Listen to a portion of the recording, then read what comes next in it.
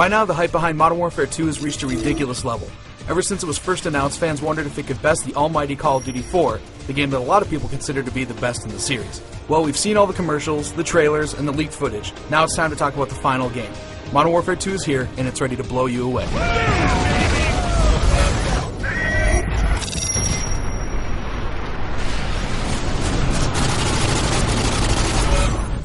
Let's get one thing out of the way first. This game is gorgeous. The graphics are a substantial leap over Call of Duty 4, with even the multiplayer visuals trumping the single-player offering from last time around. The levels are filled with more detail and effects, both single-player and multiplayer levels showcase a larger emphasis on height and terrain variation, and the open environments themselves are beautiful. Unfortunately, as slick as the graphics are, the game does have some presentation issues, especially when it comes down to single-player story. A lot of people may be disappointed to learn that it's short, and I mean really short. On regular difficulty, I was able to beat it in just under 5 hours, with an additional hardened playthrough taking about 6.5. As far as the campaign itself, I personally had a great time from start to finish, but the way the game tells its tale does have quite a few problems. There are a ton of awesome action scenes and classic moments, and with some obvious inspiration taken from classic action films, it feels like a highlight reel of frontline warfare. However, while there seems to be a new piece of technology or mission-exclusive gameplay element at every turn, it feels almost like Infinity Ward came up with a laundry list of cool stuff they wanted to add into the game, and then worried about the story to connect it. You'll get a lot of familiar faces, but it's definitely an over-the-top plot that'll have you checking your brain at the door, and you're going to have to extrapolate the story for yourself. Single player is still a blast, but it's not going to live up to the legacy that Call of Duty has created.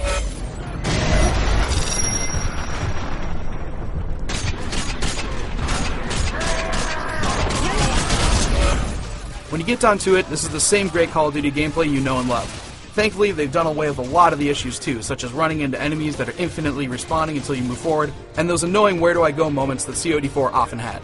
Your computer-controlled comrades can still be a little dumb at times, blocking your way through a door or cutting off your line of sight, but that's still a pretty small complaint. Most of the AI, both enemy and friendly, is much more improved over the last Modern Warfare.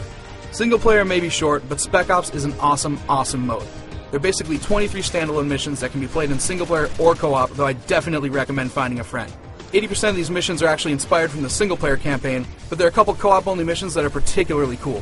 One mission will have a player piloting the AC-130 in the sky while escorting his buddy through a military outpost during nightfall, and it's epic to say the least. Infinity Ward has also confirmed that new Spec Ops missions will be available via DLC, so there's a lot of potential for expansion in this mode.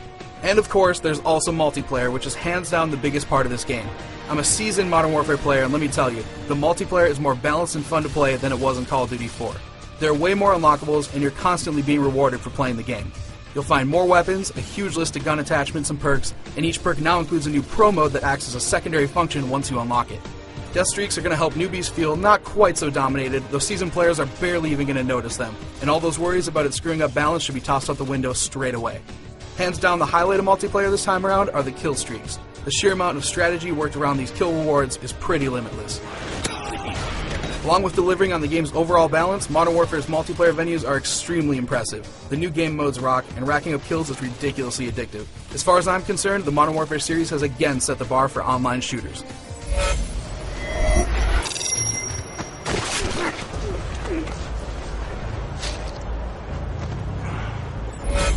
When you look at the total package, Call of Duty Modern Warfare 2 is an awesome experience all around.